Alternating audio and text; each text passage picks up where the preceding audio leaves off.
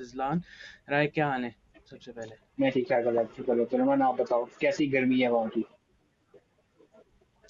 गर्मी मेरे ख्याल से अभी शुरू होनी है। अभी तो आपको पता है कुवैत का वेदर जिस तरीके से अभी स्टार्ट होना शुरू हुआ है, तो हम्म। इंशाल्लाह अभी तो इम्तिहान अभी और बहुत बाकी हैं। अभी पाकिस्तान क्रिकेट पे बात करते हैं। सबसे पहले जो हमने पीएसएल के बाद देखा, पीएसएल के बाद बहुत सी चेंजेस आई उनके। जैसे हमने देखा कि बाबर आजम को कप्तानी वापस दी गई, फिर उसके बाद बहुत से प्लेयर्स ने रिटायरमेंट वापस ली। बहुत कुछ हुआ इस दौरान, बहुत कोचिंग पैनल भी चेंज हुआ, सेलेक्टर्स चेंज हुए। सबसे पहले आप इस सिचुएशन को किस तरह मुसन्नफ़ अपने अल्फाज में किस तरह बयान करेंगे? मुझे इस वक्त ना डायरेक्टर का नाम नहीं आ रहा। एक इंडियन फिल्म मेकर हैं जिनकी अर्ली एंड मिड 2000s में कॉमेडी फिल्में बड़ी मशहूर हुआ करती थी। और उसमें एक चीज कॉमन होती थी, एंड तो सारी कास्ट इकट्ठी होके ना वो भागना शुरू कर देती थी। वो उसकी उसका क्लाइमेक्स उस किस्म का होता है, सारी कास्ट इकट्ठी होके ना भागे जा रही है, तो किसी को जाके लग रहा है कुछ हो रहा है कुछ हो रहा है। तो ये सारी सिचुएशन कुछ इस किस्म की बनी हुई है। देखें, जहाँ पे हम बात कर रहे हैं कि मुल्क को स्टेबिलिटी की जरूरत है, इकोनॉमी को स्टेबिलिटी की जरूरत है, वहीं पे हमारे क्रिकेट को भी स्टेबिलिटी की जरूरत है, ठहराव की जरूरत है। हमने बहुत तजर्बे कर लिए, बहुत ऊटपटांग हरकतें कर ली कि जिनका नुकसान हम अभी भुगत रहे हैं, जो हमने पास्ट में की। और अभी जो कुछ हम कर रहे हैं इसका नुकसान हमें आने वाले टाइम पे हो सकता है और होगा।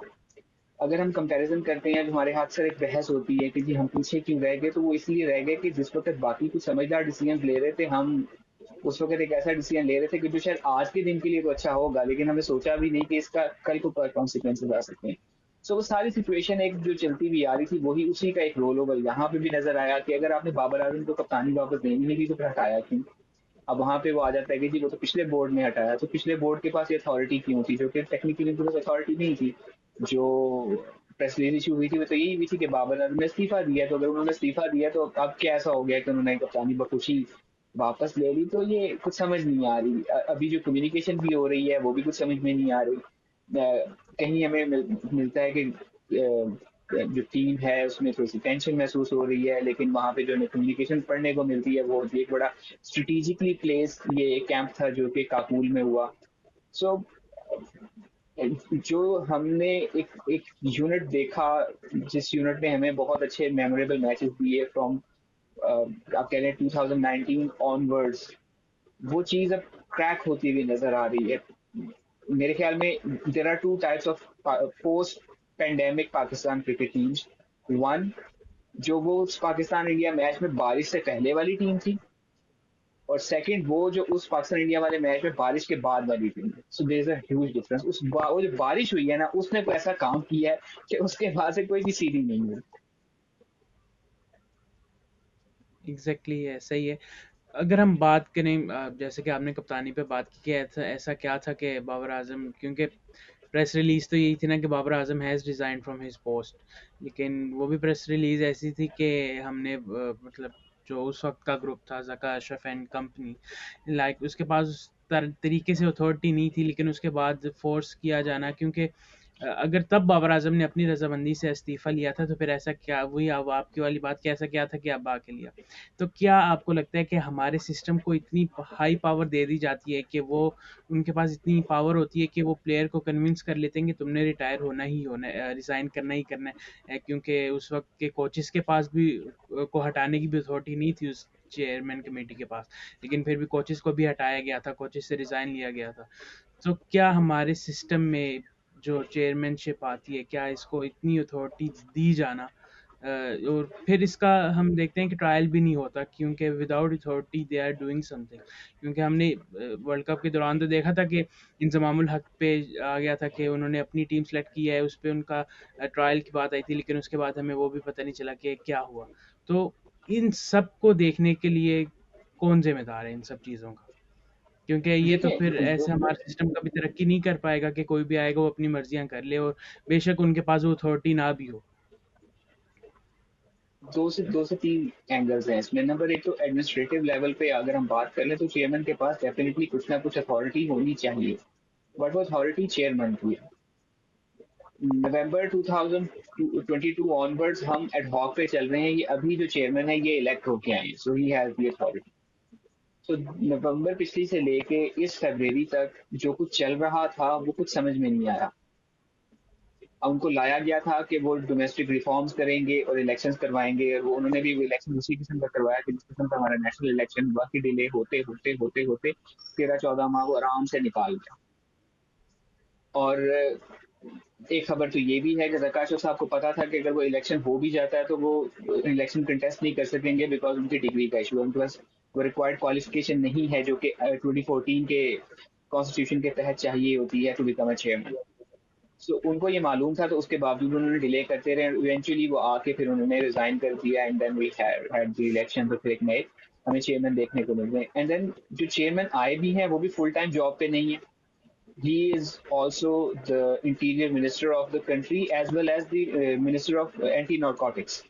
So या तो ये होता है ना यस, कि यूरोप का बड़ा प्लस पीसफुल सा सेनेटर। कंट्री की जहाँ, या तो पीसफुल सा कंट्री की जहाँ पे कोई मसले मसाइल नहीं है, तो फिर आप एक और जॉब कर सकते हैं कि ठीक है मुल्क में बड़ा अमन और सुकून है, पुलिस बड़ी अच्छी चल रही है, तमाम इदारे जो फेडरल मिनिस्ट्री ऑफ इंटीरियर के अंडर आते हैं वो बड़ा सही काम कर रहे हैं, लिहाजा मैं एक और काम पकड़ लेता हूँ। पाकिस्तान जैसे कंट्री में interior ministry is a 48 hours kind of a job, जहाँ पे हर रोज कुछ ना कुछ ऐसा हो रहा है। पिछले दिनों में हमें पुलिस के हवाले से कुछ वाकयात सुनने को मिले, सिक्योरिटी फोर्सेस के हवाले से कुछ वाकयात सुनने को मिले, एंटी नार्कोटिक्स के हवाले से कुछ वाकयात सुनने को मिलते रहते हैं। सो इन सब के चलते हुए हमें नजर आ रहा है कि वो भी जॉब निगलेक्ट हो रही है, वो भी जॉब निगलेक्ट हो रही है। फॉर इंस्टेंस एक इंसिडेंट होता है कि जिसके लिए इंटीरियर मिनिस्टर का वहां जाना जरूरी है, but him being chairman PCB वो काबुल जाते हैं टीम को मिलने, सो वो आप प्रायोरिटाइज भी नहीं कर सकते। सो ये एक ज्यादती है उस ओहदे के साथ भी और उस शख्स के साथ भी जो इन दोनों ओहदों पे बैठा हुआ है। सो वो एक एलिमेंट है जिसको देखने की जरूरत है। दूसरी हमने बात की कि चेयरमैन के पास क्या अथॉरिटी होनी चाहिए, बिल्कुल होनी चाहिए, बट चेयरमैन फिर एक ड्यू प्रोसेस के थ्रू आना चाहिए और एक प्रोसेस फॉलो होना चाहिए। जिस तरह हम पाकिस्तान में आइन की बात करते हैं कि आइन एक डॉक्यूमेंट है और उसके तहत चीजें होंगी रिगार्डलेस ऑफ द फैक्ट के पोजीशन पे कौन बैठा हुआ है। यहाँ पे प्रॉब्लम ये आता है कि बिकॉज एक सिस्टम एक प्रोसेस इन प्लेस नहीं है, तो एक शख्सियत के चेंज होने से सब कुछ चेंज हो जाता है, because very personality driven organisation बन जाती है, जो कि हमें तकरीबन बहुत से हमारे इदारों में देखने को मिलता है। मानी साहब के टाइम पे कोशिश की गई थी कि चेयरमैन अपनी थोड़ी सी पावर जो है वो डेलीगेट करेगा एंड एक सीईओ की पोजीशन बनाई गई थी, बिकॉज 3 साल बाद अगर चेयरमैन चेंज होता है तो उससे ऑर्गेनाइजेशनल स्ट्रक्चर पे वो वाला असर नहीं आना चाहिए। सीईओ जो है वो एक कंटिन्यूटी ऑफ प्रोसेस को लेके चलेगा, वो भी डिसकंटिन्यू कर दी गई। सो अभी तक कुछ समझ में नहीं आ रहा है कि किस तरह से किया जाएगा। लेट्स होप कि वो 3 साल के लिए इलेक्ट हुए हैं तो 3 साल के लिए इलेक्टेड रहें, एक स्टेबिलिटी जिसकी जरूरत है बोर्ड को वो स्टेबिलिटी आए, कुछ नए तजर्बे ना हो। एंड विद पाकिस्तान क्रिकेट आप कभी नहीं कह सकते कि कुछ नया तजर्बा नहीं होगा, कोई नई कॉमेडी नहीं होगी, वो कुछ ना कुछ होता ही रहता है। मतलब it's a very interesting show. मतलब पाकिस्तान में दो ही तो चीजें डिस्कस होती हैं, एक सियासत और एक क्रिकेट, और दोनों में कुछ ना कुछ चलते ही रहना चाहिए, कोई ना कोई नई खबर आती रहनी चाहिए। बिल्कुल ऐसा ही है। और हम अभी सियासत और क्रिकेट की बात कर ही रहे हैं, उसके बाद एक सिलेक्शन कमेटी का नया सेटअप लेके आया गया जिसमें 7 सिलेक्टर्स अनाउंस किए गए और 7 को बाकायदा फुल अथॉरिटी दी गई कि ये सातों के साथ ही सिलेक्टर्स हैं। फिर उनमें एक सबसे पहले तो कमेटी में जो अफराद जिनका तयन किया गया, जिसमें वहाब रियाज जो कि ऑलरेडी चीफ सेलेक्टर थे लास्ट सिलेक्शन कमेटी के, उनके साथ मोहम्मद यूसुफ भी आ गए, अब्दुल रज़ाक भी आ गए। फिर हमने बाकी प्रोविंस का भी कोटा पूरा करना था, तो फिर कराची से असद शफीक भी आ गए। और फिर हमें लगा कि हमें एक डाटा एनालिस्ट की सख्त ज़रूरत है, वो होना चाहिए। लेकिन फिर हम उसके लिए high qualified cricket expert Bilal Afzal को भी लेके आए। तो आप उस इन सिलेक्शन कमेटी पे आपके क्या तासुरात हैं? और जैसे कि डाटा एनालिस्ट की बात है, तो उस पे आप क्या कहेंगे? क्योंकि इतनी हाई एक्सपर्टीज़ के साथ जो क्रिकेट का बंदा हो, वो सिलेक्शन कमेटी में आ जाए, उस पे आप क्या कहेंगे? सबसे पहले तो आप ये देखें कि सियासत और क्रिकेट का जो एमालगमेशन हुआ है, एक नहीं दो, फॉर इंस्टेंस प्रोविंशियल मिनिस्टर जो है फॉर्मर सेटअप के, वो इस वक्त सिलेक्शन कमेटी में, Bilal Afzal has served as caretaker provincial yes. Minister, Wahab Riaz was advisor to CM which is equal to obviously वो उस तरह का होता नहीं था, but it is equal to the वजारत आप जो कह लेते हैं, तो वजीर वजीर खेल ही थे वो एक तरह से। सो दो लोग तो वो हैं। देन अब्दुल रजाक हैं, जो कुछ अर्सा पहले बाबर आजम की कप्तानी पे तनकीद कर रहे थे, और अब जब बाबर आजम को वापस कप्तान बनाया गया तो वो उस कमेटी में शामिल है जिसका ये डिसीजन था। So it's not adding up. Mohammad Yousuf पिछले कुछ अरसे से किसी ना किसी शेप एंड फॉर्म में टीम के साथ हैं, as a batting coach of Pakistan team, then under 19 under team के 19 हेड कोच। कोच, और अब इस सिलेक्शन कमेटी में आ गए। बिलाल अफजल को एज ए डाटा एनालिस्ट लाया गया, जबकि data analyst already selection committee के साथ पिछले काफी अरसे से चलते हुए आ रहे हैं। प्रॉब्ली सेठी साहब के टाइम पे भी जो सिलेक्शन कमेटी बनी थी उसमें भी मौजूद थे। I am talking about Hasan Cheema. Hasan Cheema को इस यस। सिलेक्शन कमेटी में एज एन एक्स ऑफिशियो बना दिया गया है, और बिलाल अफजल को लाए हैं एज ए डेटा एनालिस्ट। सो वो एक, मे बी वो बहुत ब्रिलियंट होंगे, लेकिन उनकी क्रिकेट क्रेडेंशियल्स उस तरह से अभी तक हमारे सामने नहीं है। So I think it's too early to जज ऑन दैट। बट अभी तक जो हमारे सामने है उसकी बुनियाद पर थोड़ा सा कह लें कि क्वेश्चन मार्क आ जाता है कि क्या वजह रही उनका। उन्होंने अपनी प्रेस कॉन्फ्रेंस में इस मामले को एड्रेस करते हुए कहा था कि I am an engineer by education, और फिर फाइनेंस में भी काम किया हुआ, सो डेटा से ताल्लुक है।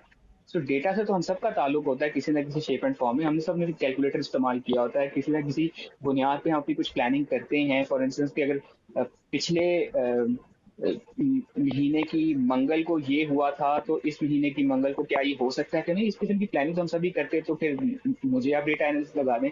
सो ऑल्सो इस काम में किसी ऐसे शख्स को आना चाहिए कि था कि जिसकी एक तरह से ऑन जॉब ट्रेनिंग ना होती, जिसके पास कोई होमवर्क या बैकग्राउंड चेक होता। He is an engineer, financial services में काम किया हुआ है, तो इनको फाइनेंशियल सर्विसेज या इंजीनियरिंग की जो सर्विसेज हैं उसमें कहीं पे एडजस्ट किया जाता, वहां पे कहीं को खपाया जाता तो ज्यादा बेहतर होता। Because cricket is something, cricket data is something कि जो आपको एक हफ्ते दो हफ्ते की अंडरस्टैंडिंग से शायद उस तरह से ना आए। वो आपको, आपके पास उसके लिए एक लंबी स्टडी होनी चाहिए, हिस्टोरिकल डेटा होना चाहिए। सो पीपल लाइक मजहर अरशद, हसन चीमा, रेहानुल हक, हैदर भाई, जिन्होंने इतनी मतलब कई साल इस काम में खपा दिए, they are probably the right candidate for this thing. Even I would like to name, बेशक मेरा दोस्त है, बट सुलेमान अजहर जो पीसीबी के एक एम्प्लॉई हैं, he started off as a digital scorer, और वो जो भी इंटरनल स्टैटिस्टिक्स होते हैं डोमेस्टिक क्रिकेट के, वो उनको अजबर होते हैं। तो ही समवन जो कि 2014 से लेके, बल्कि कामरान 12 से मुजफ्फर भी। लेके, Kamran Muzaffar for that matter. So Suleman is like 12 years, उसने ऑन जॉब सीखा सारा कुछ, स्कोरर से शुरू हुआ और अब वो स्टैटिस्टिशियन है बीसीबी के अंदर। समवन लाइक दैट जिसका कुछ रोल रहा है। So I am not judging him on that कि उनको नहीं आता, मे भी आता हो, बट अभी तक कुछ क्रेडेंशियल्स उस तरह से ना सामने आए हैं ना बताए गए। नॉर्मली होता ये कि ऐसी हायरिंग के बाद एक प्रेस रिलीज में थोड़ा सा इंट्रोडक्शन बता दिया जाता है कि इन्होंने पहले ही क्रिकेट से रिलेटेड ये काम किया हुआ है, या डेटा से रिलेटेड ये काम किया हुआ है। सो वो एक एलिमेंट मुझे मिसिंग महसूस हुआ। बाकी कोई भी चेयरमैन नहीं है सिलेक्शन कमेटी का, सबको एक इक्वल पावर दी गई है। एक तरह की उनका कहना ये कि बहस होती है, so that there is no chairman, so किसी एक का डिसीजन एम्पावरिंग नहीं होता बाकियों के ऊपर। वो एक एलिमेंट है, but again it's too early to decide on that. But फिर बात ये आ जाती है कि ये सभी लोग जो है किसी ना किसी तरीके से, किसी ना किसी शेप एंड फॉर्म में पिछले कुछ अर्से से क्रिकेट के साथ एसोसिएटेड रहे हैं, माइनस बिलाल अफसल साहब। बाकी तो सारे किसी ना किसी तरीके से एसोसिएटेड रहे हैं। असद शफीक एक शरीफ आदमी को फंसा दिया बीच में, जो रिसेंटली रिटायर हुआ, उसको आज हम सारे फंसने तो भी आगे फंसते हैं इसमें। बिल्कुल ऐसे ही। और जैसे बिलाल अफ़ज़ल साहब ने जब उनसे पूछा गया कि आपकी क्या एक्सपर्टीज़ है, तो उन्होंने कह दिया कि हसन चीमा भी इंजीनियर है, मैं भी इंजीनियर हूँ।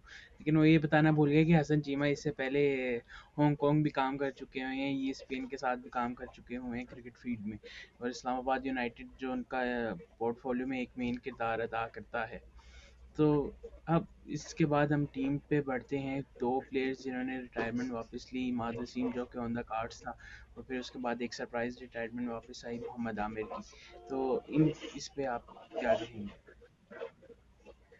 अब इन दोनों के साथ ना मेरा ताल्लुक थोड़ा डिफरेंट सा है, because I have been there media manager for a tournament, और उसके बाद फिर चलो दोस्ती का एलिमेंट भी है। आमिर जिस वक्त इंटरनेशनल टीम में वापस आ रहे थे, उस वक्त I was not part of the PCB, but जो एक नैरेटिव बिल्डिंग कैंपेन हो रही थी, I was part of that. So एक वो एक एसोसिएशन आमिर के साथ इस तरह से है। बट आमिर के साथ जो मेरी डिस्कशन लास्ट ईयर हुई थी एक, तो उसमें तो he was clear about that कि मैंने अब नहीं पाकिस्तान के लिए खेलना. So I'm not too sure what changed, and it all changed in the matter of a few weeks. जो चेयरमैन ने एक मीटिंग की थी इस्लामाबाद में, जहाँ पे होटल में टीम ठहरी हुई थी और तमाम पाकिस्तानी खिलाड़ियों के साथ जो मीटिंग की थी, Aamir was not part of that meeting. I know that for sure because इस वक्त वो मीटिंग हो रही थी, मैं और आमिर एक ही जगह पे नाश्ता कर रहे थे. इसी तरह से इमाद वसीम की जहाँ तक बात है, तो Imad was very clear about that कि मेरे इतने नंबर ऑफ मैचेस मजीद हो रहे हैं पाकिस्तान के लिए, after that I will take that retirement, जो कि human being. But since Amir की retirement happened in 2020 and he was very clear कि मैंने अब मजीद नहीं खेलना, तो वो एक फैक्टर ऐसा था कि उसका वापस आना is kind of a surprise कि अच्छा what change in all that time कि उसने फैसला किया वापस से आने का. इमाद का रिटायर होना was सरप्राइजिंग फॉर मी. ठीक है उसने बताया तो हुआ था, but it was surprising for me कि एक ऐसे वक्त में जब उसकी अपनी फॉर्म बहुत अच्छी लगी हुई है एंड देयर आर चांसेस कि उसका कमबैक पाकिस्तान टीम में हो जाए, बड़ा स्ट्रॉन्ग कमबैक हो. और एक तरह से उसका कमबैक हो चुका था, न्यूजीलैंड के अगेंस्ट T20 सीरीज में वो थे, वनडे टीम का वो पार्ट नहीं थे बट T20 सीरीज में थे, and it was very much likely कि वो T20 टीम के साथ चलते रहते. देन एक सर्टेन टाइम के बाद उनका रिटायरमेंट वापस लेना, उनकी और उसको तक लेना जिसमें उनकी परफॉर्मेंस बहुत अच्छी चल रही थी. So I think it's a very good addition for Pakistan team के एक वक्त में एक ऐसा खिलाड़ी जो बड़ा यूटिलिटी प्लेयर है, फील्डर भी बड़ा डिसेंट है, बॉलिंग तो बहुत अच्छी कर ही लेता है. With that he has contributed not for his franchise team but for Pakistan as well. तो उसका आ जाना इज ए गुड साइन कि उसने अपना एक इंटरेस्ट शो किया है कि मैं पाकिस्तान टीम के लिए खेलना चाहता हूँ फॉर वर्ल्ड कप, मैं पाकिस्तान टीम का हिस्सा बनना चाहता हूँ. बट आमिर के केस में it was surprise for me, though I texted him as well कि वेलकम बैक, तो मैंने उसको मैसेज किया था, उसका मुझे जवाब भी आ गया था थैंक यू का. बट ये कि आई एम हैप्पी कि एक ऐसे टाइम पे कि जब हम थोड़ा सा स्ट्रगल कर रहे थे विद आवर स्पीयर हेड. आप ये देखें ना कि जिस वक्त आमिर का डिक्लाइन था उस वक्त शाहीन पीक कर रहा था इन 2020. जो इंग्लैंड के खिलाफ सीरीज थी उसमें Shaheen was completely shining and Aamir was struggling, और उसके बाद फिर ऑब्वियसली आमिर को ड्रॉप किया गया and eventually he took the retirement. अभी हमने देखा है कि शाहीन की फॉर्म उस तरह से नहीं है, वही वही रिसेंट टाइम में भी कुछ उनके हमें एंगर इश्यूज भी देखने को मिले कि वो गुस्से में आके उनको नहीं समझ आ पाता कि अच्छा मैंने क्या करना है, जो कि हमने क्वेटा वाले मैच में देखा कि उन्होंने एक ऐसी जगह पे मोहम्मद हसीन जूनियर को बॉल की जहां पे वो 2 साल से इंतजार कर रहे थे कि मुझे कोई बॉल करे तो मैं दोबारा उस तरह का छक्का मारूं, जिस तरह के छक्का मारने के लिए मोहम्मद हसीन जूनियर मशहूर थे. ऐसे टाइम पे आमिर की फॉर्म बड़ी अच्छी लगी हुई थी. आमिर ने 34 दिन के अंदर तकरीबन 19 मैच खेले, starting from I believe IL T20 और T10 में भी, PPL एंड देन PAPSL में, फिर जाके 34वें दिन जाके उसने एक मैच में रेस्ट लिया कि मेरी एक अच्छी फॉर्म, एक क्या से कहेंगे league, not league proper word होता है इसके लिए, कि मेरी ट्रेल चल रही है जिसमें मैं अच्छे मैचेस खेलता हुआ, अब मैं एक रेस्ट लूंगा, जो कि पहले से उसने बताया हुआ था, which is part of his workload management. But इस वक्त उसकी फिटनेस का आलम ये है कि जिस तरह वो लास्ट से थोड़ा सा स्ट्रगल कर रहा था फिटनेस को लेके, इस साल वो एक महीने के अंदर 17 मैच 19 मैच खेल रहा है, एंड देन उसकी ही डिस्प्लेड सम पेस, लेंथ से वो बैट्समैन को बीट भी कर रहा था.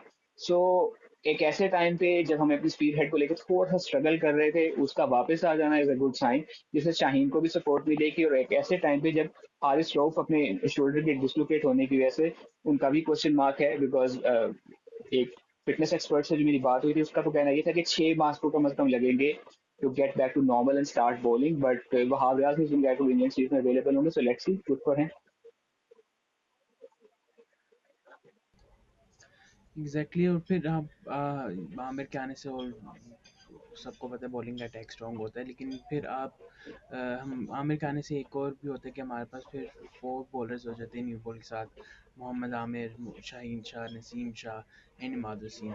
तो फिर आपके ख्याल में आप किस तरह एडजस्ट करेंगे, क्योंकि हमने मादर सिंह का देखा है कि अगर वो पावर प्ले में उस बॉल उनको नहीं दी जाती तो उस तरह से वो नीचे से आके इफेक्टिव नहीं होते. और नसीम शाह अगर हम बात करें at the moment he is the best power play bowler. और जहाँ तक मोहम्मद आमिर और शहीन की बात है वो भी पावर प्ले में इफेक्टिव है.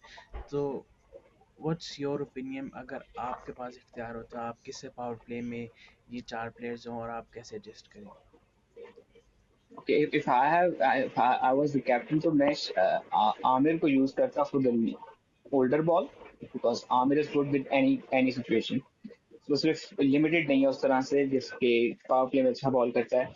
Shaheen and Naseem would have been my first choice for the opening 2 overs, and then Imad Wasim for the first change. So पहले 6 ओवर में इन तीनों को मैं इस्तेमाल कर रहे थे।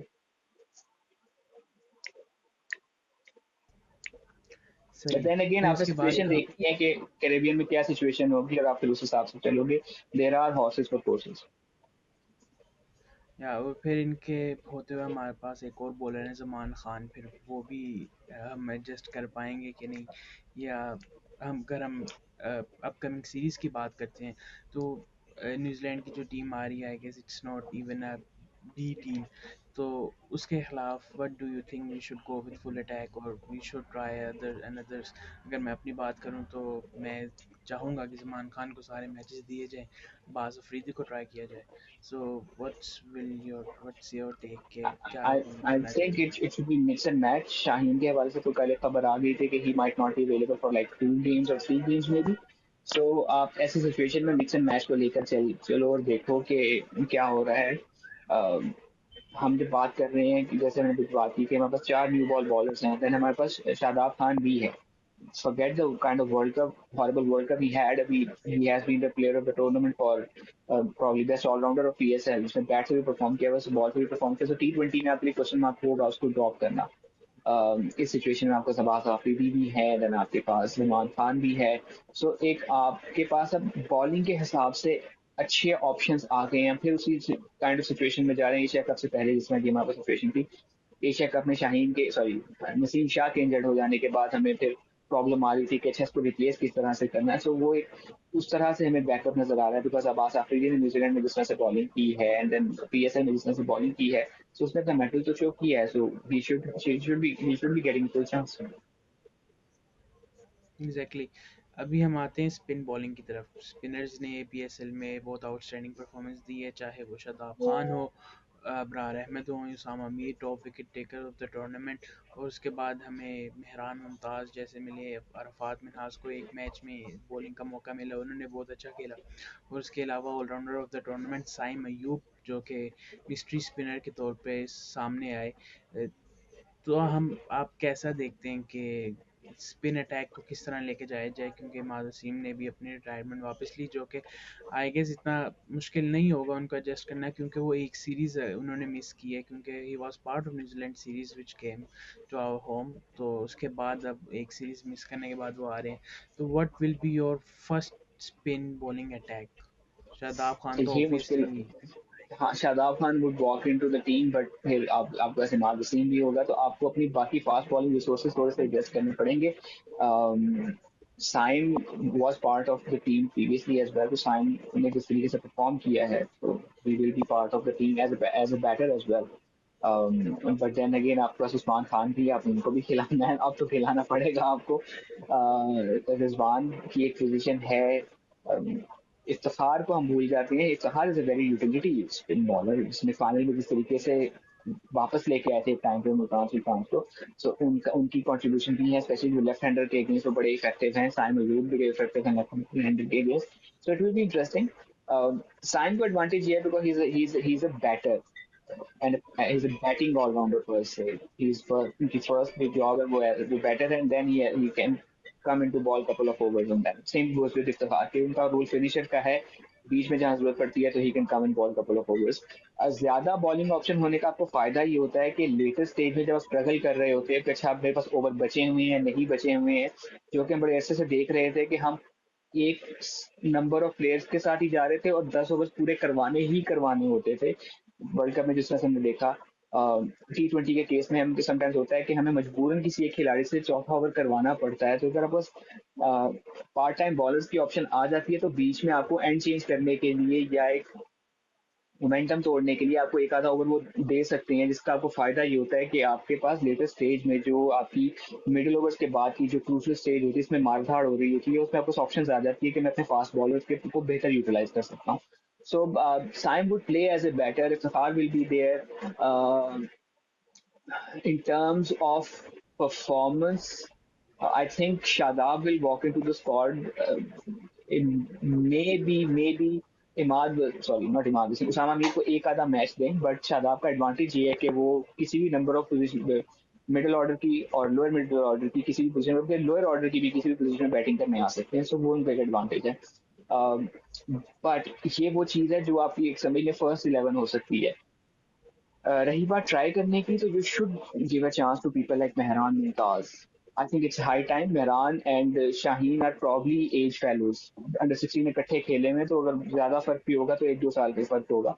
So it's, I think it's high time कि उनको चांस दिया जाए, जिस तरह से उन्होंने अभी इस पीएसएल में परफॉर्म किया है, या उससे पहले जिस तरह से इमर्जिंग टीम्स एशिया कप के फाइनल में जिस तरह की उन्होंने बड़ी टाइट बॉलिंग की थी। तो I think he is there for the future. बिल्कुल। और और इस अगर समय हम अखबार को बात हम भूल करें ही गए क्योंकि कि इस सब में हम अबरार को भूल ही गए कि जो एट विल आउट करता है।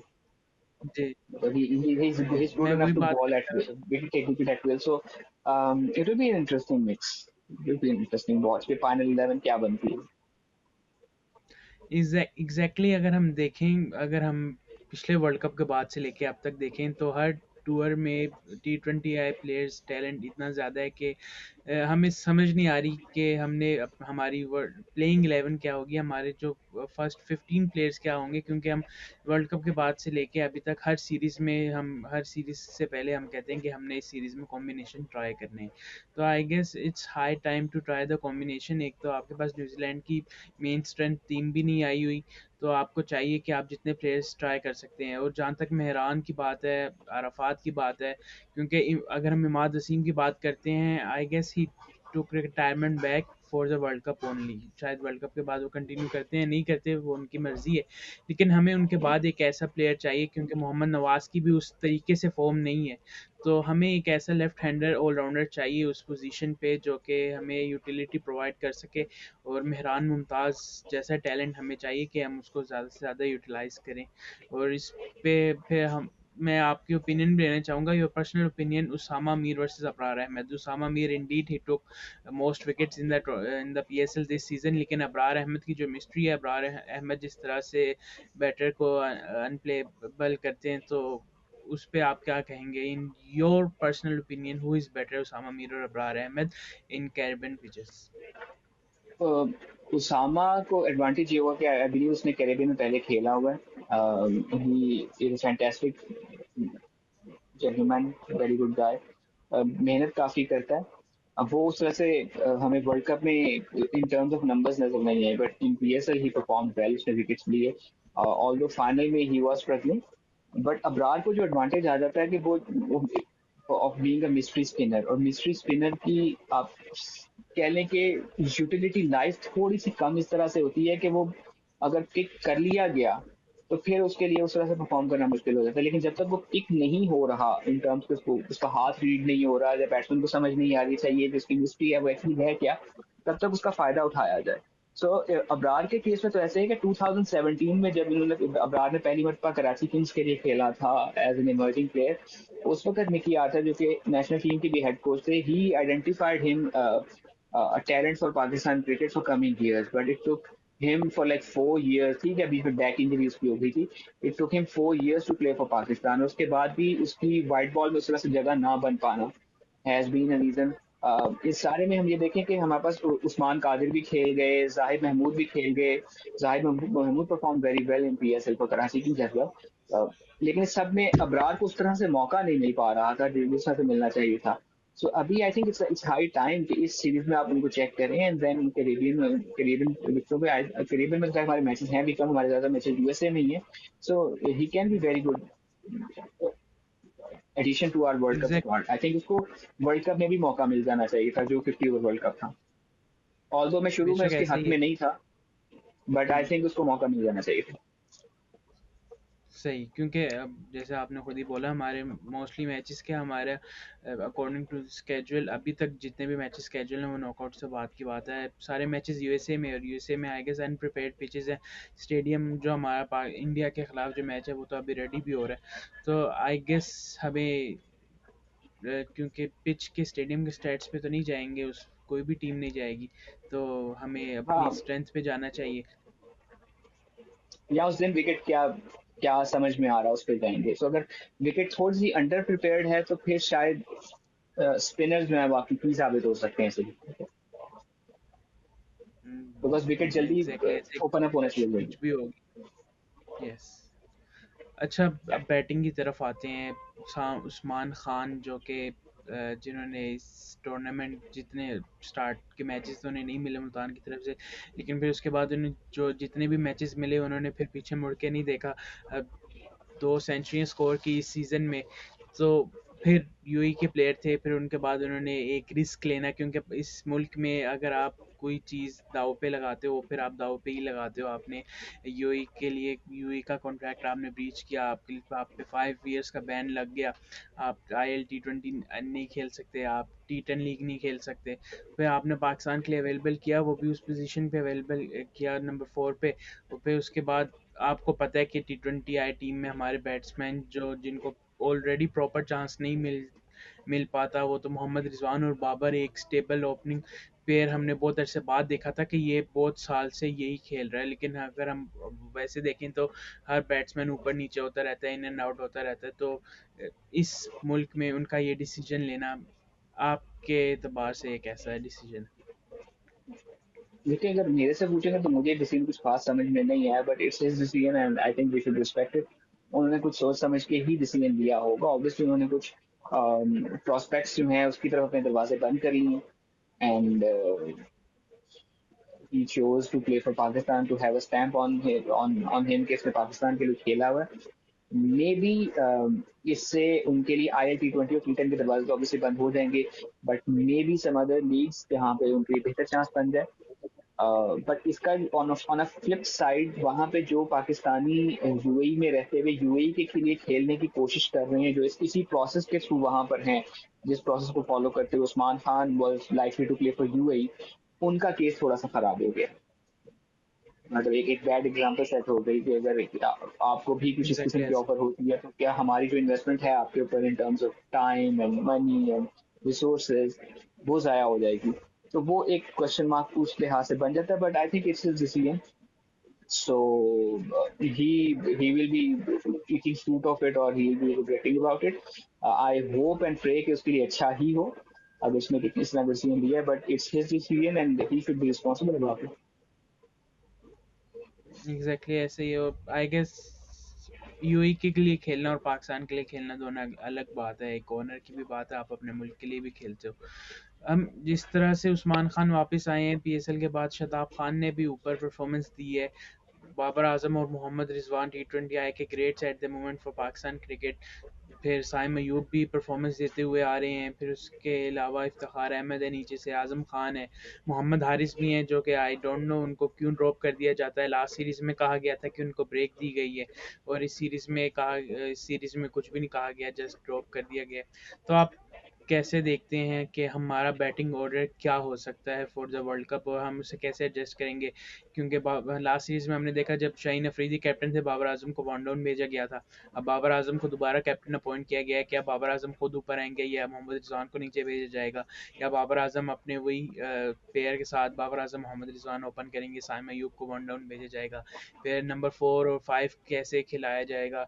या क्या उस्मान खान को खिलाया जाता है नंबर 4 पे, या शताब खान को ऊपर खिलाया जाता है? क्योंकि अगर हम फिर बात करते हैं, अगर शताब खान ऊपर नहीं खेलते नीचे खेलते तो नीचे किस नंबर पे आएंगे? क्योंकि फिर आजम खान है, इफ्तिखार अहमद है, इमाद वसीम है। तो कैसे देखते हैं कि बैटिंग ऑर्डर क्या हो सकता है? क्योंकि अगर हम परफॉर्मेंस वाइज देखें तो according to me Mohammad Rizwan is a great player, लेकिन उनकी भी जगह वो भी बेंच हो सकते हैं, क्योंकि हमारे पास विकेट कीपिंग ऑप्शंस भी हैं। आजम खान अगर खेलते हैं तो ऑब्वियसली वो एज ए विकेट कीपर खेलेंगे। तो या आप क्या कहते हैं इसमें? सो आई थिंक आपको सिंस वही वाली बात आ जाती है कि full strength of New Zealand team नहीं है न्यूजीलैंड की, तो आपके पास एक वो थोड़ा सा क्वेश्चन आ जाता है तजर्बे करने का।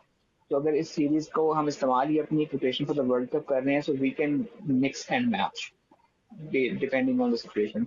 आप किसी मैच में रिजवान को खिला लें, किसी मैच में ना खिलाएं, किसी मैच में आजम खान को खिला लें, बिकॉज अभी जो सुनने में आ रहा है वो यही आ रहा है कि आजम खान खेलेंगे ही, मतलब खेलेंगे। So this leaves us with the position of Rizwan. क्या रिजवान ओपन करेंगे बाबर के साथ, या बाबर और साइम अयूब ओपन करेंगे, रिजवान वन डाउन आएंगे? आई थिंक रिजवान के लिए सूटेबल पोजीशन ओपनिंग ही है। Babar is someone who can bat at number 3 easily and number 4 as well. Usman could be a question mark because हमारे पास शादाब खान की एक ऑप्शन है at number 4, and then number 5 और नंबर 6 के ऊपर हमारे पास इफ्तिखार की ऑप्शन मौजूद है। हम या तो ये कर सकते हैं कि इसको इसी तरीके से लेके जाया जाए, कि let's say ideologically speaking, but मुझे इसमें लगता है कि हमारा बॉलिंग ऑर्डर डिस्टर्ब शायद हो जाएगा।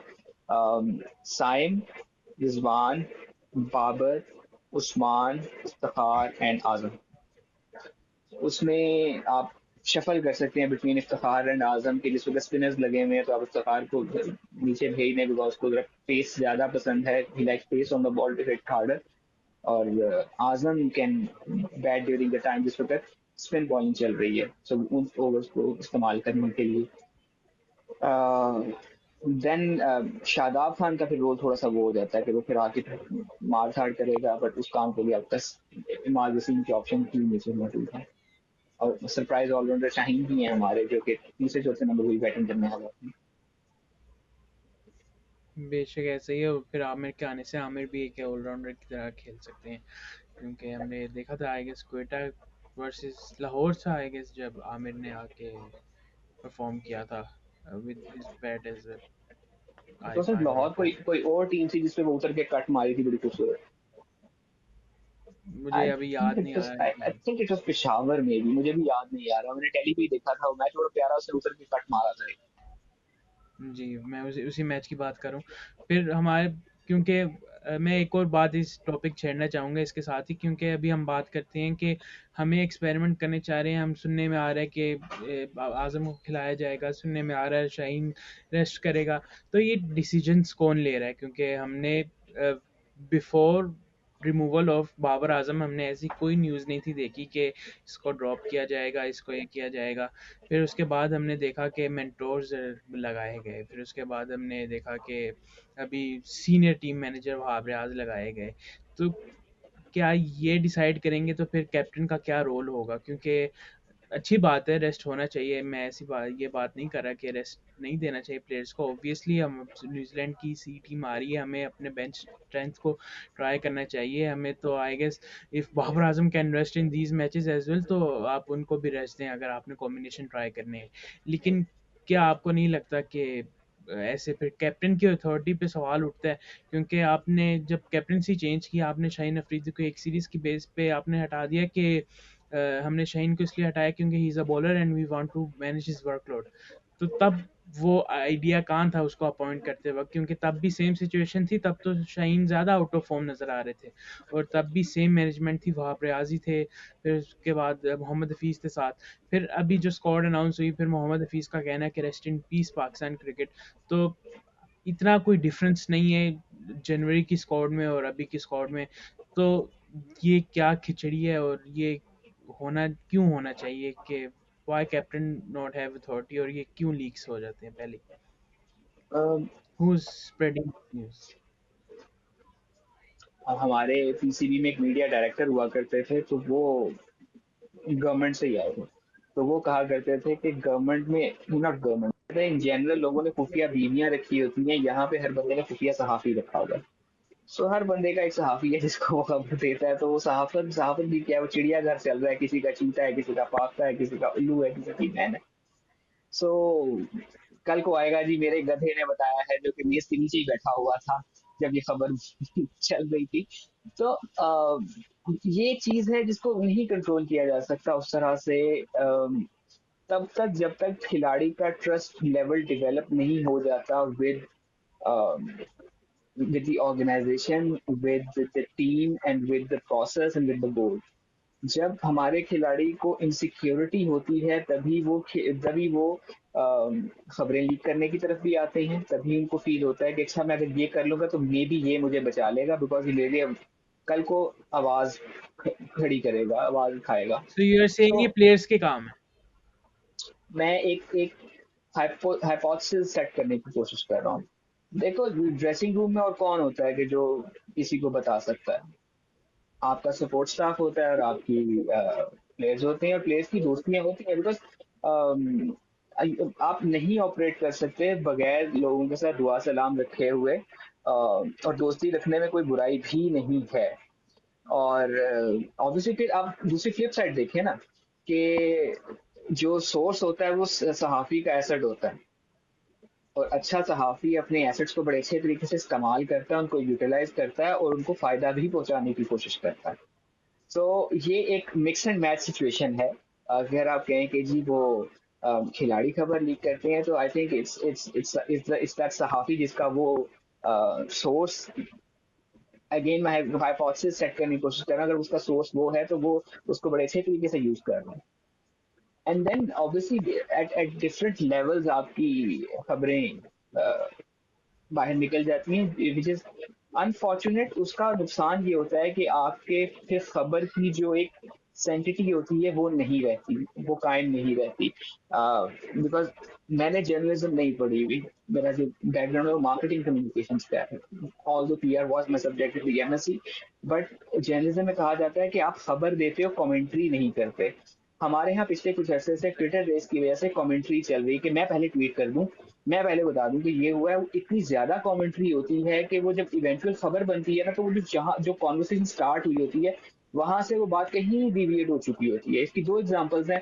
2016 पाकिस्तान टीम इंडिया खेलने जाएगी वर्ल्ड कप या नहीं जाएगी, तो जब से कमेंट्री शुरू हुई to the point, to the actual point के पाकिस्तान प्राइम मिनिस्टर ने दे दी इजाजत, तब तक कितनी कमेंट्री हुई, कितनी चीजें चेंज हुई, हर घंटे में बयान चेंज हो रहे थे।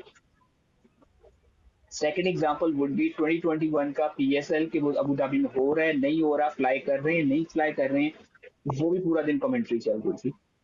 हमारे यहाँ कमेंट्री वाला कल्चर ज्यादा ज्यादा है, बिकॉज हर बंदे को शौक है कि मैं पहले ट्वीट कर दूं, पहले खबर दे दूं, ताकि मेरा थोड़ा सा क्लाउड बन जाए। तो ये चीज चलती रहेगी। जब आपका ट्रस्ट लेवल कम होगा ऑन ऑर्गेनाइजेशन, आपको फील होगा कि मुझे ऑर्गेनाइजेशन सिक्योर नहीं कर रहा, तो देन आप फिर वो ढूंढते हो कि मुझे कोई और सिक्योर कर ले, मेरे लिए कोई और सहारा बन जाए। और ये सिर्फ प्लेयर्स के लिए नहीं है, ये किसी के लिए भी हो सकता है। लाजमी नहीं है कि प्लेयर ही वो सोर्स बनता हो, कोई और भी सोर्स बन सकता है। ऐसे ही क्योंकि आजकल तो जर्नलिज्म ये बन गया कि नो डाउट कोई अच्छे जर्नलिस्ट भी हैं जिनकी लिस्ट भी है। मैं नाम ले सकता हूँ दो तीन का, फिजान लखानी है, बहराम काजी हैं, नई लोट में बहराम है, और भी हैं, शफकत हैं जो कि अभी पीसीबी में जा चुके हैं। लेकिन आजकल का जो जर्नलिज्म बन गया, अगर हम ट्विटर खोलते हैं तो बस हम ट्वीट देखेंगे कि तोता मैना 5 मिनट में ये न्यूज़ लेके आई है, फिर उसके बाद अ, ये न्यूज़ है, फिर उसके बाद अगर वो कंफर्म हो जाती है, देखा मैं कहा था ना ये न्यूज़ है। तो आजकल तो ये जर्नलिज्म बन चुका है कि हमने कंपटीशन लगाया हुआ है कि ये न्यूज़ मैंने पहले दे दी है और देखो मैं सही कह रहा था तुम गलत कह रहे हो। और ऑथेंटिसिटी पे बात नहीं करनी, हम या तो ट्रोल करेंगे या तो सर पे रखेंगे। तो आजकल ये जर्नलिज्म बन के रह गया। आई थिंक तो इस सारी आई सिचुएशन में गेस पिछला जवाब भी गोल हो गया था। दूसरा ये है कि हमारा जो जर्नलिज्म है ना, वो उस तरह से जर्नलिज्म है भी नहीं, वो बड़ी हद तक एक्टिविज्म बन चुका हुआ है। कुछ फैन क्लब्स हैं, उनके अपने फेवरेट एक्स वाई जी प्लेयर्स हैं, तो एक्स का मुकाबला वाई से चल रहा होता है, बिकॉज वो सब वाई को एक्स वाला प्लेयर पसंद नहीं है, एक्स को वाई वाला प्लेयर पसंद नहीं है, ग्रुप को एक वो चल रहा होता है। पंजाबी की एक कहावत होती है कि जो बुजुर्ग होता है या पीर होता है वो नहीं उड़ता, उसके मुरीद मशहूर करते हैं कि हमारा बाबा जो है ना वो उड़ता है। तो वही सिलसिला यहाँ पे इन खिलाड़ियों के शायद अच्छे आपस में बहुत अच्छे ताल्लुकात हो, जिस वक्त ट्वीट कर रहे होंगे कि फलाने की फलाने से लड़ाई होगी, वो चाहे बैठ के बैठे चिप्स खा रहे हैं। और अलिफ से हमारा जे की लड़ाई हो। हाँ, वो फलाने की फलाने से लड़ाई होगी। जैसे मैंने कहा कि ये चीजें लीक होना या ये कॉन्फिडेंस का ना होना एक बड़ी वजह बनती है कि चीजें सेटल डाउन नहीं हो पाती। अगेन मैंने कहा ना कि चूंकि हम पिछली दिसंबर नवंबर 2022 से लेके अब तक हम इतने ज्यादा एडहॉक पे चल रहे थे कि हमें खुद को समझ में नहीं आ रहा कि किस डिसीजन का मोरल इल्जाम किसको ठहराना है, बिकॉज कुछ समझ में नहीं आ रहा था। हमारी वर्ल्ड कप की तैयारी उस तरीके से नहीं हो सकती थी, बिकॉज चेयरमैन आपस में ही खेल रहे थे कि चेयर पे बैठना किसने है। Same is the case with player की हमारी कॉन्ट्रैक्ट फिनिश हमारे देखिए। इतने ज्यादा चीफ सिलेक्टर्स पिछले हफ्ते में चेंज हो चुके हैं एक अरसे से, कि कुछ समझ में नहीं आ रहा कि चीफ सिलेक्टर क्या होना है, किसने होना है, कैसे होना है। सो इन ए नटशेल, अगर बाबर को उस वक्त हटाना वाज अ ज्यादती, तो इस वक्त उसको लाना इज ज्यादती विद शाहीन। उस वक्त शाहीन को कप्तान बनाना अगर ज्यादती था, तो उस वक्त उसको हटाना भी ज्यादती है। ये हम कोशिश कर रहे हैं कि कुछ दो चार हमारे गलत डिसीजन जो है ना, और पहले वाले गलत डिसीजन को ना ठीक कर दें। So two wrongs don't make one right वाली जो चीज़ है ना, उसको समझ नहीं पा रहे हैं। सो सॉरी, सो लेट्स सी क्या होता है। और इस सिचुएशन में देखें, अगर हमने कप्तान चेंज भी करना था, तो हमने टीम सिलेक्ट कर ली हमारी पीएसएल की रीसेंट परफॉर्मेंस के ऊपर, कैप्टन हमने बना दिया एक हिस्टोरिकल चीज को ध्यान में रखते हुए कि वो चूंकि चलता आ रहा था तो हम उसको कप्तान बना देते हैं। अगर आपने पीएसएल की या कप्तानी की बुनियाद पर ही बनाना था, Rizwan would have been a better option. Shadab for that matter would have been a better obviously, option. Rizwan तो consistently would 100%। have been a better option as a captain because लगातार चौथा final for PSL. I think he has made his team the most, think क्या इसने बना ही दिया most consistent side in post 2020। 2020 में वो table topper थे, 21 में जीता, 22, 23, 24 फाइनल खेले। So in terms of numbers of wins अगर देखा जाए तो Rizwan would have made a better case for to become a captain. ऐसे ही nothing against Babar Azam, he is a great player, Nothing लेकिन against जब Babar, as a आपने great player.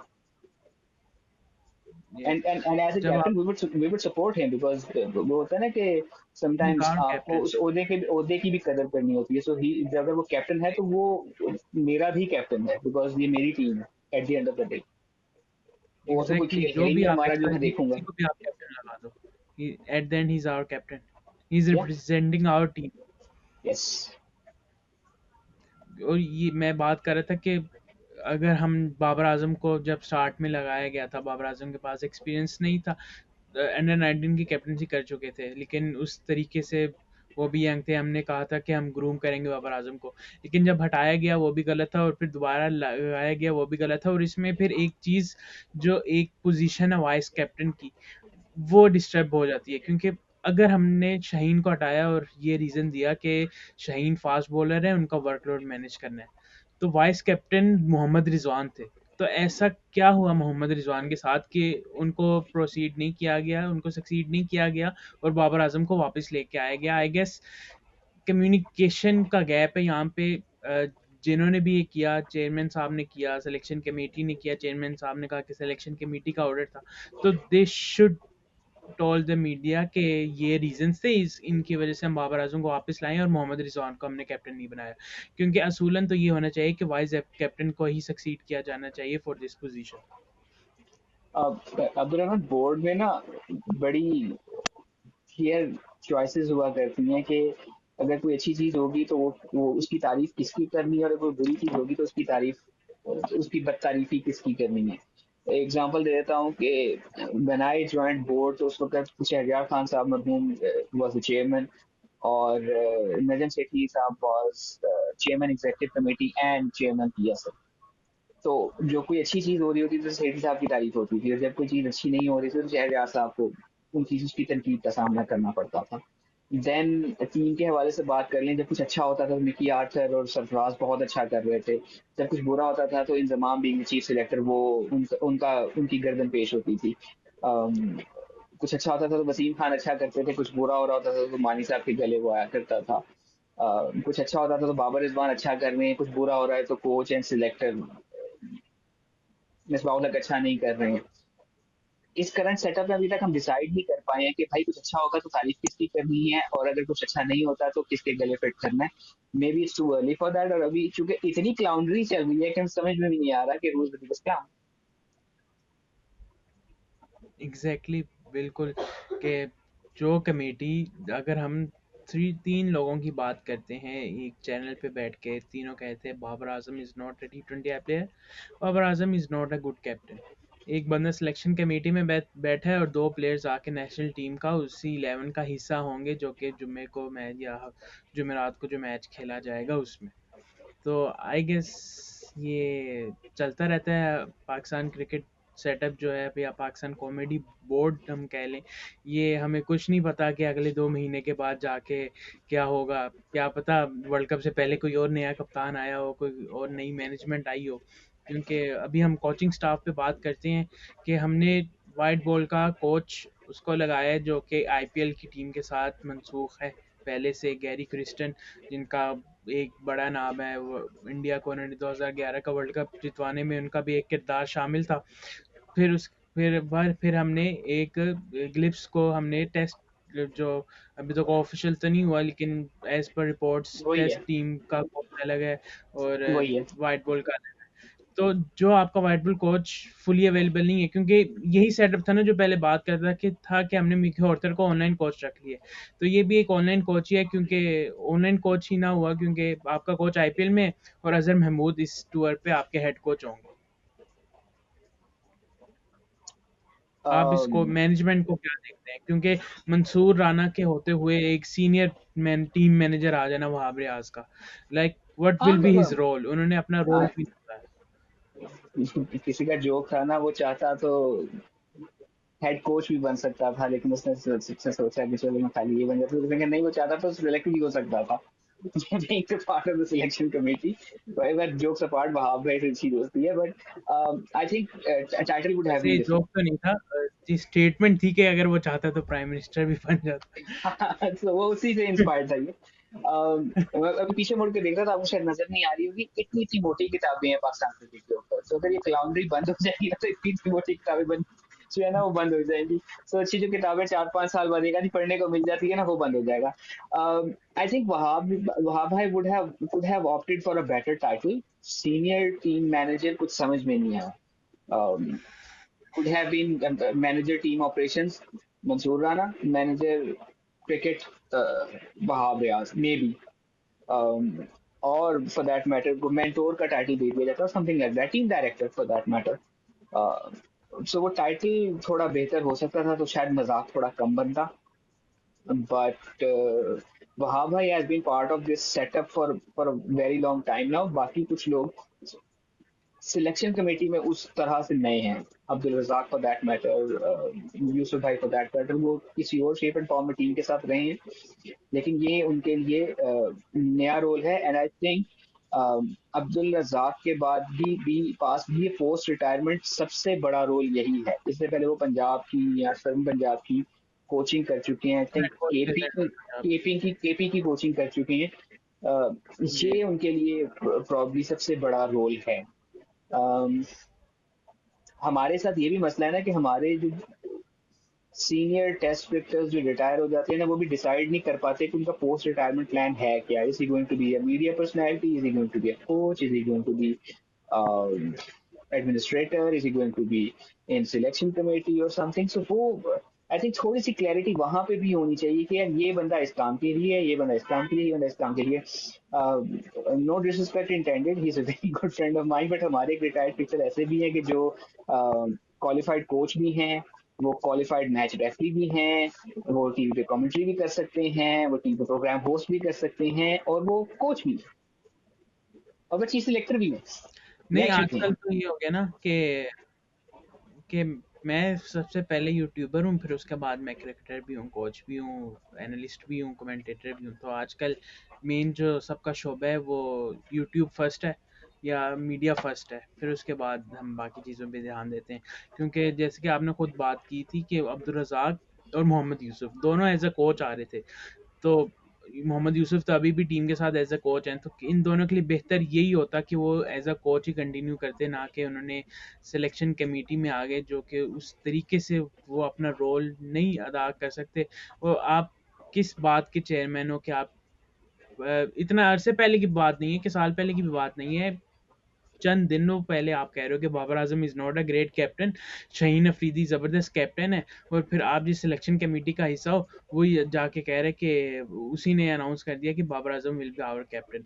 तो आई गेस हमारे सीनियर्स को भी चाहिए कि हम अपनी बात पे कायम रहें, और हम जिस बात पे हैं हमें वही करनी चाहिए, ना कि हम कि एक स्पेसिफिक चीज़ के पीछे भागते हुए अपनी रेपुटेशन ही खो बैठे।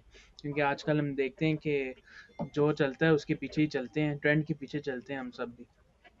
Yeah, uh, back in 2009, मुझे अच्छी से याद है, तो मैं प्रोग्राम सुन रहा था, उसमें ये बात हो रही थी कि एक टाइम आएगा कि हम जो बोलते हैं ना वो भी सर्च हो जाया करेगा। उस वक्त 2009 में YouTube was fairly new in Pakistan, although 2006-7 में आ गया था, बट हाई स्पीड इंटरनेट इतना आम नहीं था। 2009 में थोड़ा आम होना शुरू हुआ, ब्रॉडबैंड घर घर आया, एंड वाईफाई वगैरह शुरू हुआ। तो वो मेरे लिए बड़ी इंस्पायरिंग चीज थी कि एक सेकंड जो मैं बोल रहा हूँ वो भी सर्च हो जाया करेगा। तो we are living in that time पे जो हम बोलते हैं वो सच हो जाता है, वो सच में आ जाता है।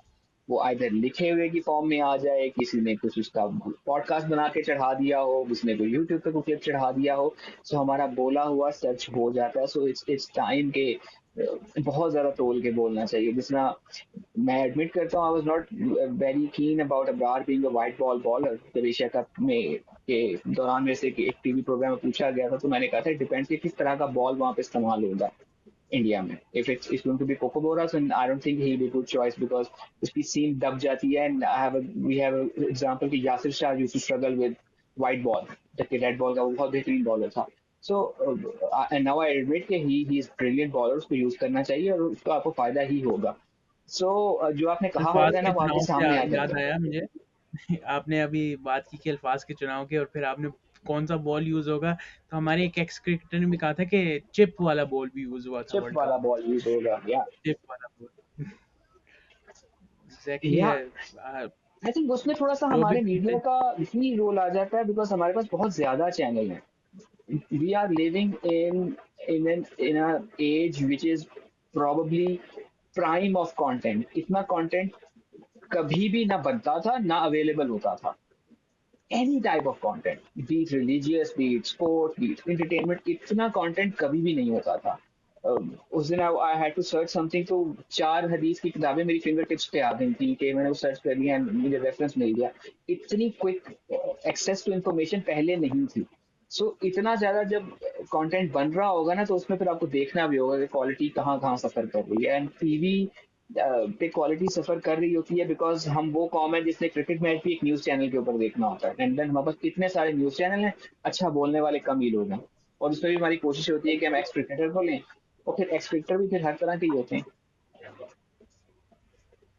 एग्जैक्टली, हर एक का अपना अंदाज भी होता है। और फिर जहाँ तक हमने क्वालिटी की बात की, आजकल इतना हमें कंटेंट मिलता है, तो ये हम पे भी हो जाता है कि हमने उस चीज़ को वेरीफाई करना है कि वो कि सही है भी कि नहीं, या क्योंकि आजकल हर जो मेन चीज़ आजकल जो हम एक्स क्रिकेटर्स देखते हैं या किसी भी फील्ड के रिलेटेड देखते हैं, अगर हम पॉलिटिक्स ले लें, तो आजकल तो लोग इस बेस पे बयान देते हैं कि फ़ैन क्लब्स हमें अट्रैक्ट करेंगे, हम अगर उसके हक में ये बात कह देते हैं या अगर हम उसके अगेंस्ट कह देते हैं।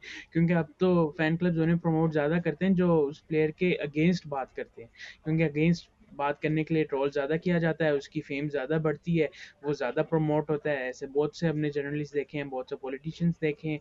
तो अब तो फ़ैन क्लब्स की बेस पे चल गया कि अगर हमने ये बात कर दी, हमें पता है ये टीआरपी हाई कर देगा, ये टीआरपी लो कर देगा।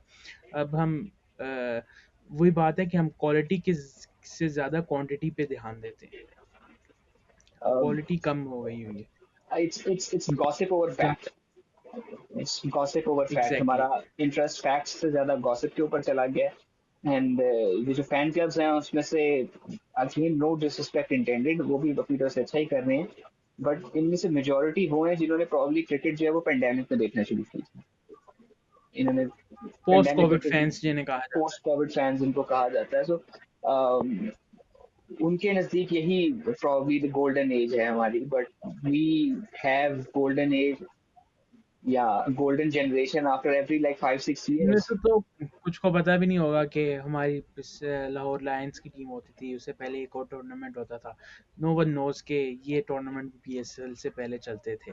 अभी तो सबका फोकस यही है पीआईए कि एचबीएल की जो राइवलरी थी, ये although I am not big fan of yes. Departmental cricket, but PIA HBL की जो राइवलरी थी, it was something like Imran versus Miandad. उस वक्त यही ऑप्शन थी कि पीआईए के लिए इमरान खेल रहा होगा, एचबीएल के लिए मियांदाद खेल रहा होगा, तो इसमें से देखने को मिलेगा। सो वो भी एक लेगेसी थी। देन जो रमजान कप्स हुआ करते थे, जो सुपर कप हुआ करता था कराची में। So there is history. Point one. जहाँ पे आप आज जॉगिंग करने की कोशिश कर रहे हो, वहां की ईंटें किसी न किसी ने तो लगाई होंगी। ऐसा ही है। मैं आपने लास्ट बात की थी, मैं ये लास्ट टॉपिक पे बात करूँगा, फिर उसके बाद हम एंड करते हैं।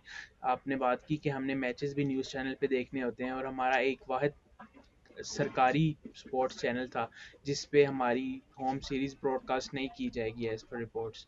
तो और वो एक ऐसे चैनल पे की जाएगी जिसकी क्वालिटी उस तरह से हाई नहीं है, लेकिन उसकी जो आई गेस ओनरशिप या कह लें उसकी ब्रांडिंग उसके बाकी चैनल्स की बहुत हाई है, हाइप है उसकी, इसलिए उस चैनल के पास वो राइट्स भी हैं जियो सुपर के पास। तो क्या आपको नहीं लगता कि मोर चैनल हाई क्वालिटी की ज़रूरत है? ये ना कि सिर्फ क्रिकेट की बात है, मैं फुटबॉल की भी बात यहाँ करना चाहूँगा। पाकिस्तान की तारीख में पहली बार पाकिस्तान टीम ने फीफा क्वालिफायर के राउंड 2 के लिए क्वालिफाई किया था, और हमारी प्रोडक्शन इतनी थकी हुई थी कि हम पहली बार इंटरनेशनल टीम, एक तो पाकिस्तान का टूर कर रही हैं, बहुत अरसे बाद पाकिस्तान इंटरनेशनल टीम्स होम पे आई हैं, ना हमारे स्टेडियम में फ्लड लाइट्स हैं, ना सीट्स है, ना इंतज़ामिया है, ना ब्रॉडकास्ट ऐसी है कि आई गेस 80 की दहाई की ब्रॉडकास्ट दिखाई जा रही थी। तो मेरे ख्याल से दुनिया इतनी एडवांस कर चुकी है, ये हमारी एक स्टेट की रिप्रेजेंटेशन होनी चाहिए कि आपकी जो भी गेम्स आपके मुल्क में खेली जा रही हैं उनको हाई क्वालिटी में प्रोड्यूस किया जाए और हर प्लेटफॉर्म पे अवेलेबल होना चाहिए। ये पाकिस्तान की होम सीरीज़ है, आई गेस पाकिस्तान के हर स्पोर्ट्स चैनल्स के पास ये राइट्स होने चाहिए थे। So what's your take on it, क्योंकि आपका इस डोमेन से ज़्यादा ताल्लुक भी है। देखें, rights is something which is a big thing for PCB. तो उससे पीसीबी की किटी में पैसे आते हैं, नॉट किटी, बेसिकली ट्रेड में पैसे आते हैं। सो वो एक चीज है। um, लेकिन जियो सुपर ने पिछले कुछ अरसे से ब्रॉडकास्ट उस तरह से नहीं किए cricket matches, but there was a time when Geo super या Geo for that matter was kind of revolutionary. Early 2000s की अगर बात कर लें तो न्यूजीलैंड सीरीज के राइट्स इन्होंने उठाए थे और फिर फटा पड़ गया था, वो पहला मैच आया इन टीवी पे, कुछ फटा पड़ गया था, वो पीटीवी ने दिखाना है, जियो ने दिखाना है। That was 2004 I believe, three maybe.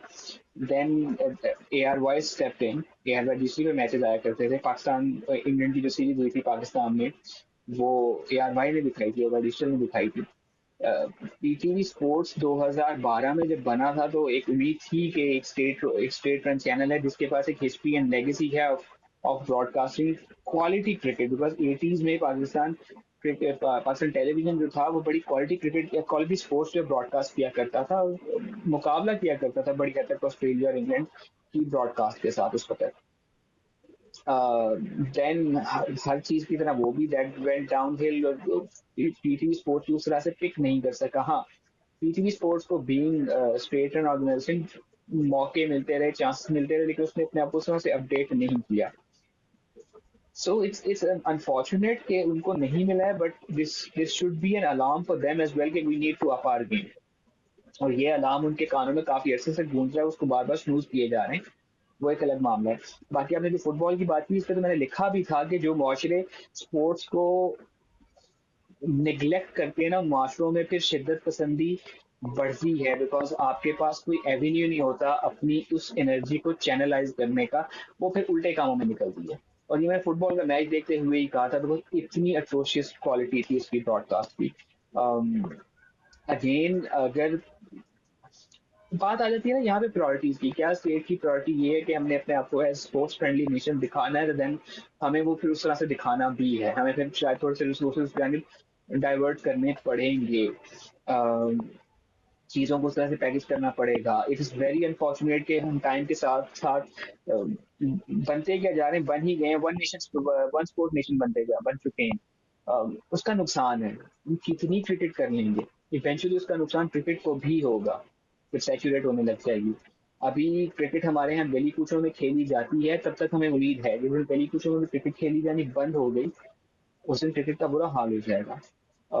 Sports को, फुटबॉल को पेट्रनेज मिलनी चाहिए। एंड यहाँ पर बात आ जाती है कि क्या PTV sports round the year या state round the year sports other than cricket कुछ कर रही है? बिकॉज क्रिकेट अपने मसल पे कुछ ना कुछ कर ही लेगा, वो नजर आ ही जाएगा। क्या बाकी खेलों के लिए हो रहा है? गिलगित बल्तिस्तान में पैक क्राउड होता है जब फुटबॉल का मैच हो रहा होता है। फैसलाबाद के अंदर कई ऐसी जगह हैं कि जहाँ पे cricket is not your number one sports, कुश्ती is your number one sport, या हॉकी और football is your number one sport. ये जीटी रोड की बेल्ट पे वॉलीबॉल का क्रेजी फैन बेस है, उनको क्यों नहीं कवर किया जाए? उनके जो लोकल टूर्नामेंट्स होती हैं, पाँव रखने की जगह नहीं होती, उनको क्यों नहीं कवर किया जाता? सो अगर उनको अच्छे तरीके से कवर या पैकेज दिया जाएगा तो एक एक स्नोबॉल इफेक्ट बनेगा। ईएसएल का इंस्टेंटली हिट होना is not instant hit. ESL की तैयारी 2000 समझने 5 में शुरू हो गई थी विद एबीएन एमरो का। वो एक मॉडल सेट था। आईपीएल के लिए वो एबीएन एमरो कप की एक एग्जांपल मौजूद थी, आईसीएल की एक एग्जांपल मौजूद थी, जिसकी बुनियाद पे एक आईपीएल बिकेम अ सक्सेस। वही चीज हम इसके लिए भी कर सकते हैं कि अगर हम किसी तरीके से उन उन मैचेस को, उन खेलों को भी प्रमोट करना शुरू करेंगे, दिखाना शुरू करेंगे, तो एक एवेन्यू खुलना शुरू होंगे। बाकी यस, हमारी इकोनॉमी के मसले मसाइल हैं, उस तरह के रिसोर्सेज नहीं है कि हम उस तरह के क्रेजी स्पॉन्सर हर स्पोर्ट्स में पुल कर सकें। लेकिन उन स्पोर्ट्स ऑर्गेनाइजेशन को भी चाहिए कि वो जब लोकल टूर्नामेंट्स उनके हो रहे हैं तो फिर वो लोकली भी स्पॉन्सर ढूंढ लें। थोड़ा बहुत तो कोई ना कोई स्पॉन्सर निकाल ही लेगा। आप ना जाए आपके ए बी सी के पास, जो उस शहर का बी एंड सी स्पॉन्सर है या उस कंपनी बैठी हुई है। आईपीएल की एग्जांपल ले लेते हैं, बड़े बड़े लोगोज नजर आते हैं, कुछ लोगों के हिंदी में लिखे हुए होते हैं, वो पता भी नहीं है वो कौन सी कंपनी है, क्या वो मे भी उस स्टेट की कोई लोकल कंपनी है। तो क्यों नहीं इस तरह से किया जाता? सो यहाँ पे थोड़ी सी मसला है। वो बात वही आ जाती है ना कि is do we have right people for the right job in our organisation? Maybe, maybe not. वही बात मैं यहाँ पे पीएफएफ की बात करना चाहूँगा। अगर आपको इस बारे में मोस्ट प्रोबेबली आपको होगा कि अगर हम पीएफएफ की बात करते हैं, पाकिस्तान फेडरेशन पे बैन था बहुत अरसे के लिए। लास्ट ईयर या 2 साल पहले उन पे बैन अपलिफ्ट हुआ। फिर उसके बाद हमने, जैसे कि मैंने पहले बताया, राउंड 2 के लिए क्वालिफाई किया। हम अगर प्रोडक्शन क्वालिटी की बात करें, उस तरीके से नहीं थी। फिर अगर हम बात करते हैं कि हमें उनके लोकल टूर्नामेंट्स करने चाहिए, लोकल टूर्नामेंट्स नहीं थे हो रहे क्योंकि हमारा अभी तक पीएफएफ का प्रेसिडेंट नहीं सिलेक्ट हो चुका। हमारी नॉर्मलाइजेशन कमेटी जो फीफा ने की थी, उसको अभी दोबारा एक्सटेंशन दी गई है के लिए आप इलेक्शन कराएं। इलेक्शंस अक्टूबर तक की डेडलाइन है उनके पास। वो पता नहीं फिर कोई कौन आता है। लेकिन अभी उस दौरान एक एक अच्छी चीज़ है कि नेशनल जो चैम्पियनशिप होती है उसको रिवाइव किया गया है, नेशनल चैलेंज कप जिसको कहते हैं, जो कि मई से आगाज़ होगा। फिर उसके बाद वुमेंस का भी होगा जून में। तो I guess it's high time के हमारे क्योंकि अगर हम, आपने कहा ना कि वन स्पोर्ट्स नेशन बन चुका है पाकिस्तान, लेकिन मैंने ही देखा है कि क्वालिफायर्स के बाद जब हमने किया है, फुटबॉल के भी एक पॉपुलैरिटी है। जिना बिल्कुल स्टेडियम है। इस्लामाबाद, आप अंदाज़ा लगा सकते हैं कि जहाँ पे जब 22,000 लोग आए मैच देखने के लिए, तो इट्स मीन कि वो भी इस्लामाबाद जैसे शहर में। ना कराची की नहीं बात हो रही, लाहौर की नहीं बात हो रही, 22,000 लोग गिलगित कराची में पीएसएल का मैच देखने नहीं आ रहे थे। 22,000 लोग का क्राउड नहीं आ रहा था। फाइनल वैसे वॉज जिसपे हमें अच्छा क्राउड देखने को मिला। 2018 में आईसीसी ने एक अपनी रिपोर्ट हमारे साथ शेयर की थी, when I was part of the PCB. So उनकी मार्केटिंग टीम की तरफ से आई थी। उसमें था कि आईसीसी के लिए सबसे बड़ा चैलेंज ये है कि जो इमर्जिंग मार्केट्स हैं, places like Bangladesh, Pakistan and India, या बड़ी मार्केट्स में है, वहां पे क्रिकेट की पॉपुलैरिटी कम हो रही है एज कम्पेयर टू फुटबॉल। जो यंगर जनरेशन है उसका रुझान फुटबॉल की जानिब ज्यादा है। सो वो एक फैक्टर है कि हमारे यहाँ फुटबॉल की जानिब रुझान ज्यादा है, लेकिन वो रुझान कहाँ पे है? वो ईपीएल देख रहा है, वो ला लीगा देख रहा है। उसको लोकल मैचेस देखने को नहीं मिल रहे हैं। जैसे आपने बताया, जब मौका मिलेगा तो 22,000 बंदा उठ के आएगा देखने के लिए। तो वो मौके उनको ज्यादा से ज्यादा रमज़ान के मिलने 2 चाहिए। बजे, दोपहर के 2 बजे 10,000 प्लस क्राउड रमज़ान में क्या? मैच देखने आया है। वो भी इस्लामाबाद में, वो भी मुख्तलिफ शहरों से सफ़र करके। हम्म। तो it's mean people are there to watch the football. तो अगर यस, आप, बिल्कुल। ये जैसे कि नेशनल कप आ रहा है, आप इसको ब्रॉडकास्ट करें हाई क्वालिटी के साथ। वही आपकी वाली बात कि अभी वो हालात हैं कि हमें हाई स्पॉन्सर नहीं मिलेगा, हमें ट्रांस ग्रुप वगैरह हाई प्रोडक्शन नहीं आएगी। लेकिन जो भी लोकल आई गेस पाकिस्तान में प्रोडक्शन टीम होंगी, उनको चाहिए कि उनके साथ कांटेक्ट किया जाए, उनकी थोड़ा सा गाइडेंस दे दी जाए। क्योंकि लास्ट मैच में क्वालिटी, कैमरा क्वालिटी अच्छी थी, लेकिन वही बात थी कि प्रोड्यूसर को आइडिया नहीं था कि फुटबॉल मैच कैसे ब्रॉडकास्ट किया जाता है। वो एक बॉल के पीछे ही भागी जा रहा था। और जो मैच था वो, ना देखने वाले को कोई समझ नहीं थी आई, समझ उन्हीं को आई थी जो ग्राउंड में मौजूद थे। तो I guess by the time it will be improve and hope so के जो लोकल टूर्नामेंट्स फुटबॉल के होते हैं, बल्कि हमारा तो जो नेशनल स्पोर्ट्स है हॉकी, उस तरफ भी अगर हम कोई फोकस करें तो जो दिखाया जाएगा वही देखा जाएगा। अगर हम दिखाएंगे नहीं तो लोग देखेंगे कहाँ। ऐसे ही है। ऐसे ये ही है। मेन बात। बिल्कुल ऐसे ही है। थैंक यू राय भाई for joining us know again. Problem at all. और थैंक यू सो मच मैं अब्दुल रहमान फॉर आपसे इनवाइटिंग। प्रेडिक्शंस लूंगा इस सीरीज। You are welcome. आप हम जब भी आपको कहा जाता है आप हमेशा आ जाते हैं, मना नहीं करते, it's kind of you. So last में आपकी प्रिडिक्शन लेना चाहूँगा सीरीज़ की, क्योंकि बेशक न्यूजीलैंड की सी टीम है, लेकिन हमारा भी तो दस्तूर है ना कि हम आए मेहमान के साथ बदतमीज़ी नहीं करते, उसके लेवल पे जाके खेलते हैं। तो what will be your prediction? मैंने तो एक एक व्हाइट वॉश मैनेज भी किया हुआ है 2019 वाला, जब श्रीलंका यहाँ आके मार के चली गई थी हमें, and we were number one side at that time. So इसलिए मुझे बहुत डर लगता है। I think it will be 3-2, 2 for New Zealand, 3 for us. I guess first match में प्रिडिक्शंस है it will be wash out, तो आई गेस हाँ वो तो टू है टू ऑब्वियसली, तो वो अगर मैचेस होते हैं तो 3-2। अगर एक मैच नहीं होता, चार होते हैं, then it can be 3-1, 3 in our favour. तमाम सर इट ऑब्जेक्टिविटी के शुड बी बाद इन भी, आवर फेवर अगर हम फ्रेंड्स के साथ जाते हैं, बात और वही ना, प्रोबेबली तमाम सर फुल स्ट्रेंथ ऑब्जेक्टिव, भी जाएगी। हाँ तमाम सर ऑब्जेक्टिविटी के बाद भी जो है ना, वो एक अंदर एक क्रिकेट फैन है जो पाकिस्तान टीम का क्रिकेट फैन है, वो चाहेगा कि कुछ जीते। सो या 3-1 फॉर दैट। श्योर, एक मैच के बाद प्रेडिक्शन शायद भी मेरी सेम। ऑब्जेक्टिविटी जाग जाए। वो हमें कोई पता नहीं होता। हाँ सेम मेरी भी ये प्रिडिक्शन होगी, या तो 3-1 होगा, या आई गेस अगर बारिश हो जाती है आई वुड प्रे फॉर 4-1 होना चाहिए ना। ये तो अगर हम अगर हम क्वालिटी की बात करते हैं तो 5-0 होना चाहिए, अगर हम एक्सपीरियंस की बात करते हैं, लेकिन इट्स पाकिस्तान टीम, कुछ भी हो सकता है। Thank once again, thank you very much, और जिन्होंने वेलकम। देखा उन सबका बहुत बहुत शुक्रिया। हमें सपोर्ट करें, लाइक करें, शेयर करें, सब्सक्राइब करें। इंशाल्लाह फिर मुलाकात होगी, फिर बात होगी, तब तक ले दीजिए इजाज़त। अल्लाह हाफिज़। खुदा हाफिज।